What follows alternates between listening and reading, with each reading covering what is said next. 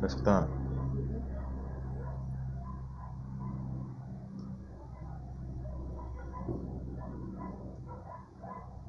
Explosão, viu?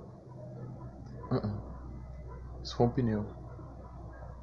Mas esse barulho aí não é de caminhão, porque de caminhão dá pra escutar. É totalmente diferente.